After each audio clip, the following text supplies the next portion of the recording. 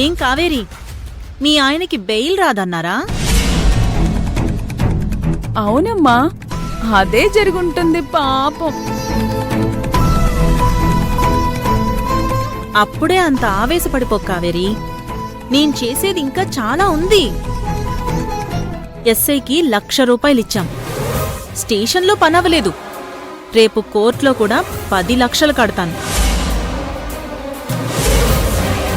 అక్కడ కూడా బెయిల్ రాకుండా చేస్తాను. ఎప్పటికీ నీ మొగుడు జైల్లో ఉండేలా చేస్తాను. నిన్ను అమ్మా, వాళ్ళేం మాట్లాడతారో మాట్లాడని. ఇలాంటి వాళ్ళకి చివరికి మిగిలేది మాటలే. ఓహో, అలా సరిపెట్టుకుంటున్నావన్నమాట. కథ ఇక్కడితో అయిపోలేదు కావేరి. నన్ను గుళ్ళో కాకితో కొట్టించావు, ఇంట్లో మీ అమ్మతో కొట్టించావు. నిన్ను దెబ్బకి దెబ్బ తీస్తాను.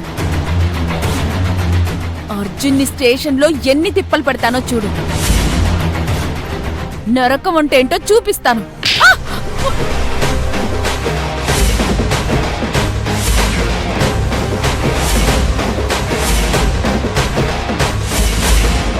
నా కూతుర్ని కొడతావా? నిన్ను ఆ మాట నువ్వనుంటే నిన్ను కొట్టేదాన్ని.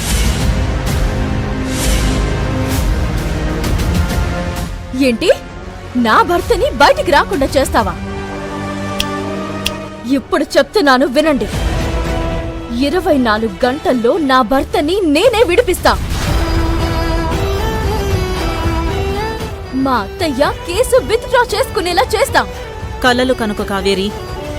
భవనమ్మ ఎట్టి పరిస్థితుల్లోనూ అర్జున్ని విడిపించదు. విడిపిస్తుంది. కేసు విత్డ్రా చేసుకుంటుంది. మళ్ళీ చెప్తున్నాను వినండి.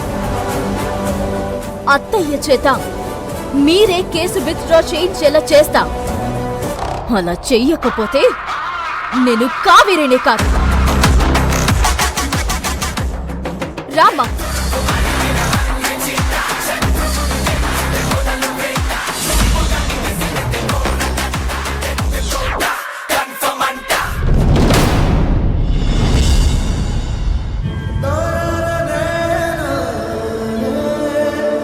నువ్వు కానాదువి.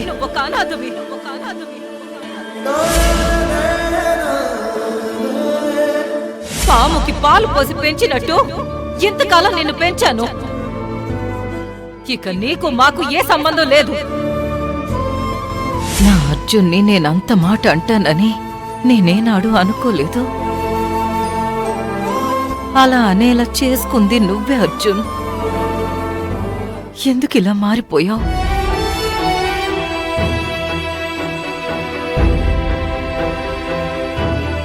అని కాకి, కావేరి అర్జున్ల గురించే నువ్వు మాట్లాడే పనైతే నాతో మాట్లాడకు. అమ్మా, భోంచేద్దాంరా. నాకు ఆకలిగా లేదమ్మా, నువ్వెళ్ళు. అమ్మా, జరిగిన దాని గురించి ఆలోచిస్తూ ఉండడం వల్ల ఏ ఉపయోగమూ లేదు. కాకి ఇప్పటికే అర్జున్ వాళ్ళనే సమర్థిస్తూ మాట్లాడుతుంది. తన మాటలు వినడం వల్ల నువ్వింకా బాధపడ్డం తప్ప మరో ఉపయోగం ఉండదు. అంకిత, నేను అన్ని శ్రేయస్సు కోరేదాన్నే కాని బాధ పెట్టేదాన్ని కాను. అంకిత, ఇప్పుడు వాదనలొద్దు. నేను తర్వాత భోంచేస్తాను, నువ్వెళ్ళు. సరే అమ్మా. కానీ నాకిప్పటికే అర్థం కాని విషయం ఒకటుంది. కూతురిగా నిన్ను హ్యాపీగా ఉంచాల్సిన బాధ్యత నాది. కానీ నేను ఆ పని చేద్దామనుకున్న ప్రతిసారి మన ఇద్దరి మధ్య ఏదో అగాధం ఏర్పడుతుంది.